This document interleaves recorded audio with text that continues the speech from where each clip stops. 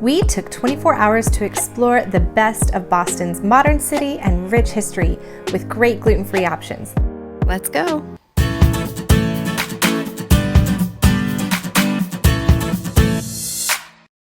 Hey travelers, it's Laura. I'm really grateful you're here today. You know, sometimes you just need a quick getaway, and as a kid, I grew up on VeggieTales. Do you know that one? So I had a strong urge to explore Boston this time of year. And we've never been to Boston in the fall. New England is known for its fall foliage for a reason. The drive from New York to Boston was gorgeous. We couldn't wait to spend the whole weekend outdoors in the brisk fall air soaking in the changing colors. We used some of the planning guidelines suggested in our road trip video to make dinner plans on the way up. With the help of Find Me Gluten Free, we found a dedicated gluten-free restaurant in West Hartford, Connecticut. While it's not the focus of this video, it was important to stay well fed en route to our destination. On to Boston. We arrived after dark and pulled into the Kendall Square neighborhood in Cambridge, just across the river from downtown Boston.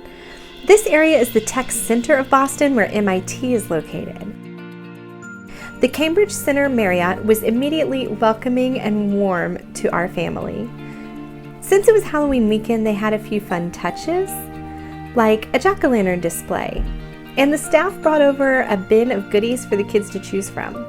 We were off to a great start. Once we were upstairs, things were clean and modern. But this is the first time I've ever had my double stroller get stuck going through a door. Oh no. And we go through a lot of tight city spaces. That was really odd. But the rest of the room was as expected, with plenty of room for the 5 of us. I often find the bathroom to be the truth teller in a hotel. Is it really clean? Has it had any updates recently? Thankfully, I found everything here to have nice, clean, modern touches and new details. The next morning, we headed out on foot for breakfast in the Cambridge area. Nick had chosen Tatte, as it seemed to be a very popular breakfast option. There are many locations all across Boston, and there are more opening soon. While the vast majority of the menu contains gluten, they offer gluten-free bread, and the staff was very eager to accommodate our dietary restrictions. The aesthetic was so sweet, and I was tempted to buy their tote bags and sweatshirts to take the Tatte vibe home with me. The pastry display was packed with lots of delicious things that were full of gluten and dairy. But look at how good our food was too. Smoked salmon toast with avocado, tomato, red onion, caper, and dill. An egg and avocado sandwich with tomato and arugula. And Nick got the best choice, shakshuka with eggs and gluten-free toast. Are you happy? Yeah, it was great.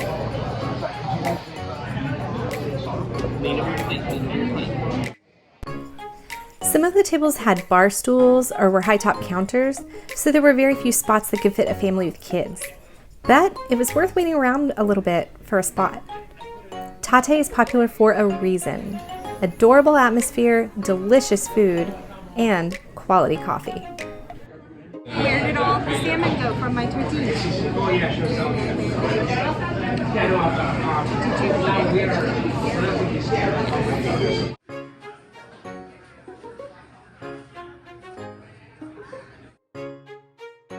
How was your breakfast? Breakfast was really good. I had modest expectations from a food perspective and good expectations from a seating perspective. The inverse happened. The food was fantastic. It worked out really well. The seating was so much more of an effort and an experience, and I mean, Laura did a very good job of basically crowding some poor girl out who wanted to have a nice leisurely brunch with her latte, where it was like, you're basically going to babysit my children.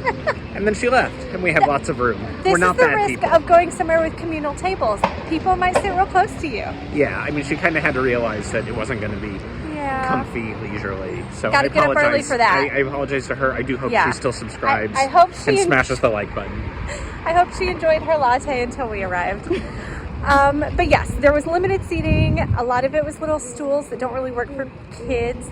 And so it took a little bit of work and staking out a spot and kind of waiting and being a little aggressive, but it worked. And then the food was so good.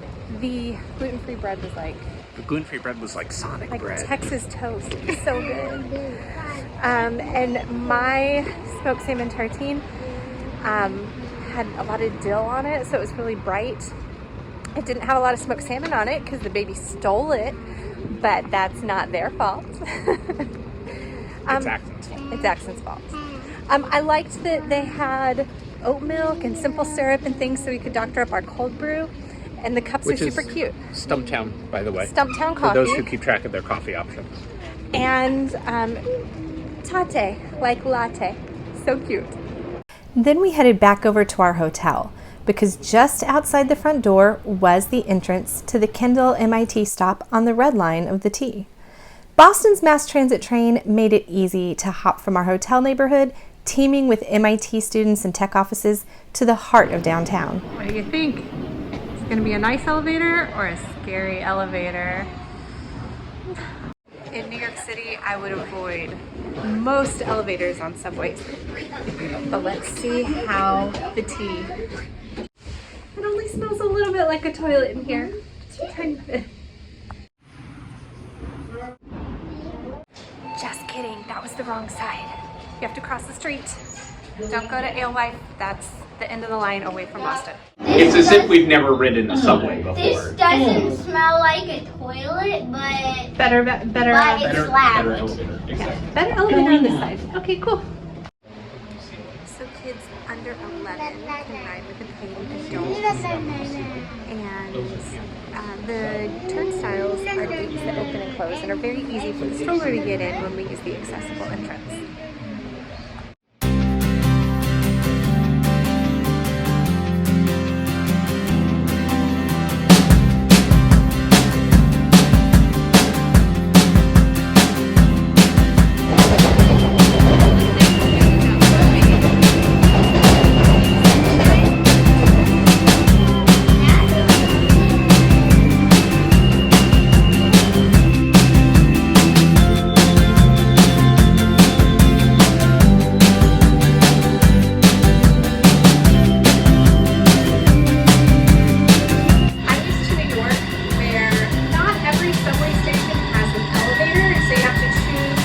Where you go if you take a stroller, but so far here everything has been accessible, which is great. It doesn't always smell great, it's not always perfectly clean, sometimes it's better than others, but you can do it. We jumped right into the rich history of Boston's contributions in America's fight for independence by touring the Boston Tea Party Ships and Museum. I was excited to take my kids to learn the story of the Boston Tea Party, and I personally wanted to throw some tea into the harbor. I'm so excited right now. I love history. I'm trying to teach my bored kids to love it too. The Felicity Merriman fan in me is just totally freaking out right now. If you don't know who Felicity Merriman is, we can't be friends. No, we can be friends. I just need to teach you a little bit about American Girls. So we got here at 10:50, and the next tour is at 11:15, and the doors open at 11. So very small late, not a big deal, but that's our timing. And there's the 5 of us, obviously, 5 hungry travelers, 2 adults, 1 kid older than 5. We had to pay a kid's rate for him, and then the 2 kids under 5 go for free. Pressed pennies have become a favorite souvenir to collect for our kids. We're always excited to find a machine to add to our collection. Once we entered the meeting house to start our tour, we were each handed a card with a short paragraph about which colonial Bostonian we would be playing the part of today. As well as Mr. Melville, welcome my friend. Yeah. And Mr. Molinar, very good friend to say that. Thank you. And then Samuel Adams came to the podium and rallied us all to action against the unfairness of the crown. And what say you all to this? Boo! On the ship itself, we saw the sleeping quarters of the crew and pitched a crate of tea over the side. 3, open up!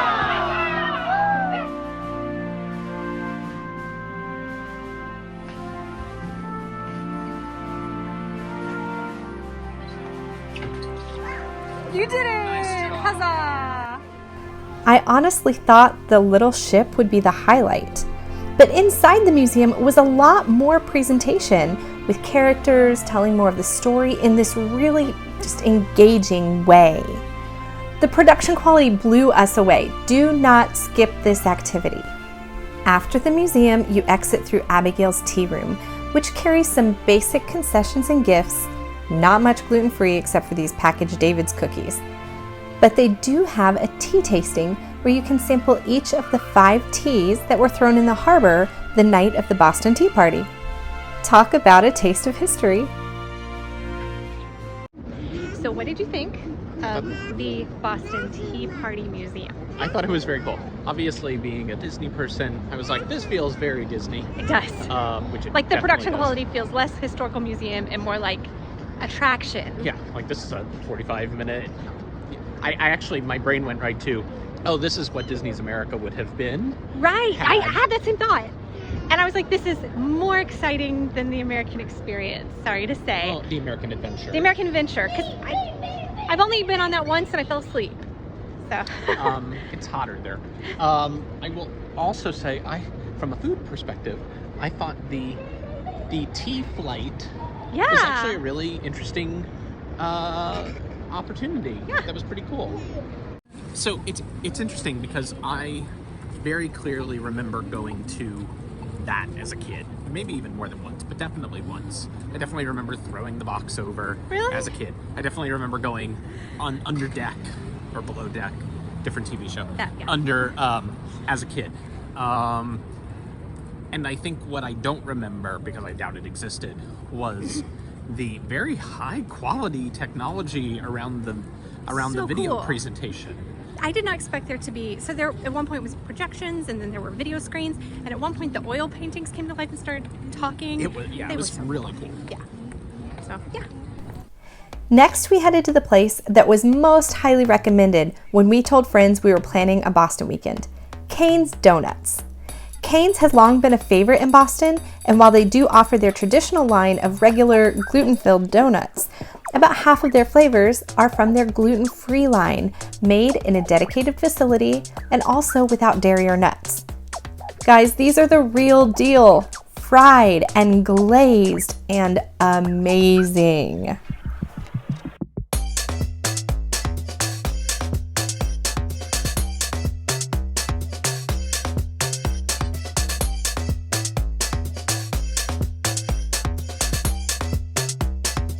Oh, is it? Because they're really fried. Yeah. They taste like old-fashioned donuts, and then but like the fact that you can get the chocolate frosting and it's dairy-free. Yeah. We don't often get real donuts. The birds birds. want donuts. Hey, Yeah? this is better than that. Sorry, Duncan. This one is the chocolate butter crunch. What's on it? Is it coconut flakes? It's good. Yeah, it tastes like these. Kind of like a Samoa. And the blueberry kind of has a bit of a, Hi guys. there's like a fresh made blueberry muffin flavor to it, but then also that nice crunchiness because it's a fried donut. A gluten-free, dairy-free fried donut. Look like you're enjoying it. Cheers.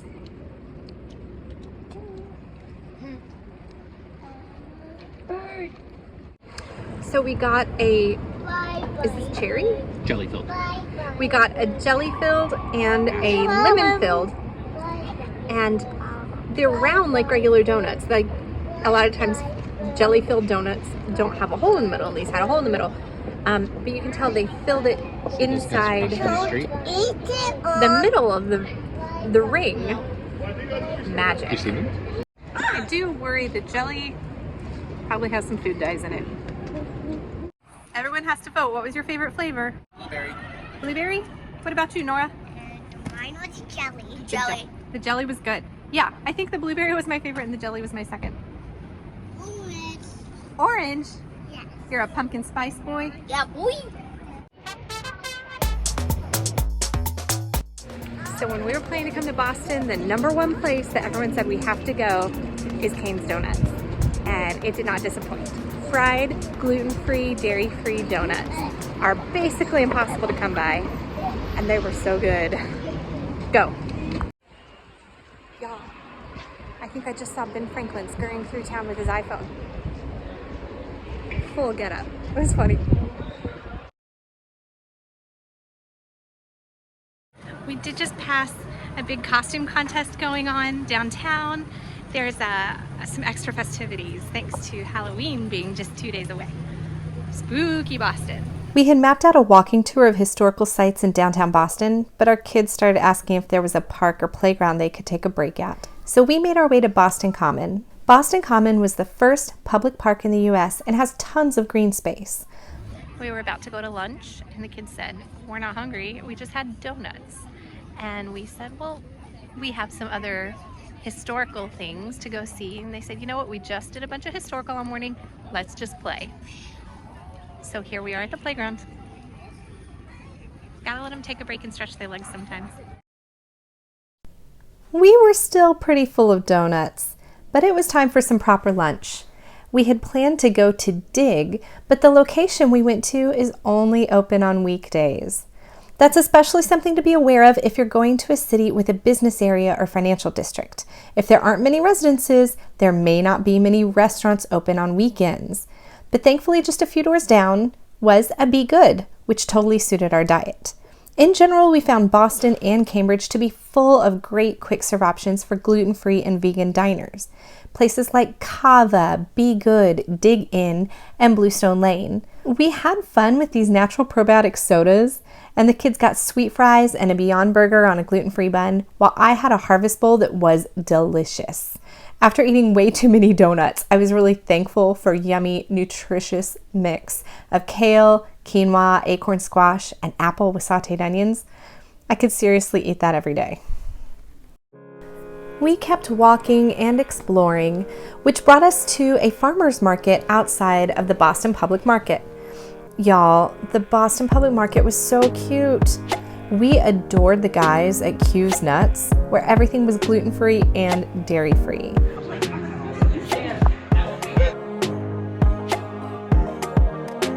There were tea blends, flower stands, juice bars. This one even had a vegan and gluten-free banana bread that we had to try.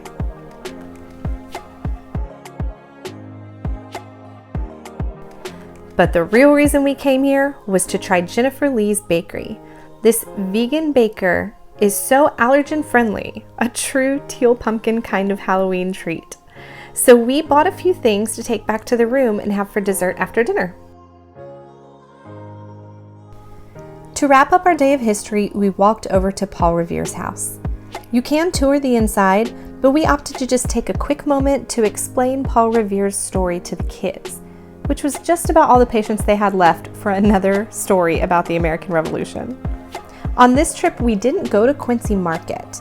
To be honest, I worried it would be difficult with the stroller, but I have heard there's a vendor in there with gluten-free treats, so we'll have to go next time. But just walking around the exterior and seeing so much of this city, big office high-rises juxtaposed with colonial architecture, it's just such a unique flavor and distinctly New England style.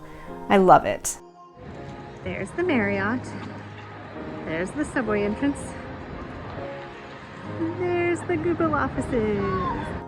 Outside of our hotel room is this courtyard. And I know over there are the Google offices. So is this the back of the Google offices? Do they have pickleball? The soft pretzel from Jennifer Lee's was a hit. But the cupcakes were oddly salty and we didn't like them very much. So they ended up in the trash.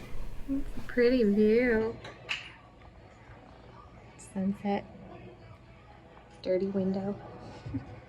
Back out into Cambridge, we went to dinner at Fuji because my kids love sushi. Nick said they noted all over the menu which items could be made gluten-free. So again, we found that many places in Boston were aware of food sensitivities and strived to accommodate you. We didn't find many dedicated gluten-free locations, but as we aren't too sensitive to a little cross-contamination, we were okay. And it's encouraging that we could walk into so many places and find information about allergens so clearly on their menus. Boston was a very gluten-friendly city. I think that it's kind of perfect for our family because it's not quick serve. It's not like a grab and go, but it's also not super fancy. I don't feel nervous that my kids are gonna ruin someone's fine dining.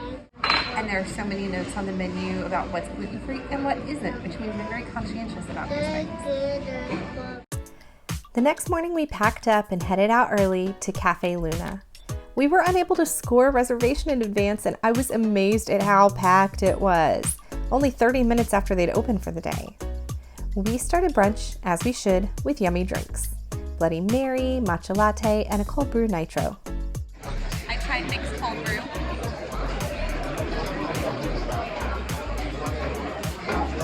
It's delicious. It's like very soft and velvety, and then very strong. I find nitros are like this soft, sweet punch in the face. But the food was epic. They offered hot sauce for my veggie bowl with smoked salmon, and I might have overdone it, but it was beyond fantastic.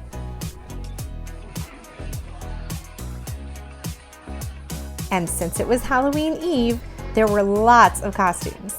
Is that the Count from Sesame Street pushing a stroller with a Jedi? Even super smart Harvard and MIT students know how to party for Halloween.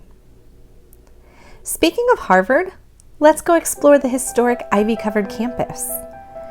There were lots of families exploring campus and even some guided tours. If you're in the area, don't be shy. Go check it out. I'll put the link to the walking tours we found online for both Harvard and downtown Boston in the details down below. It helps to find a website where you can read about some of the history of these sites, but you can also stop when your kids need to take a break. So I think a self-guided tour was the right call for us. Oh, foliage! You are the prettiest tree. We also went looking for a snack, and while it seemed super risky taking your gluten-free family to a place named Flower, we did find some juice and a gluten-free, dairy-free almond macaroon cookie. And of course, Mom and Dad needed caffeine for the drive home. We also happened upon a farmer's market where a vendor had fresh, homemade gluten-free pasta. That sounded like the perfect quick dinner for us to whip up after the long drive home. We really took in many aspects of Boston and had a stunning view on the drive back. It makes me want to plan another weekend getaway. So where to next? Travelers, I am so thankful for you. Please give us a like and subscribe if this was helpful. Thanks!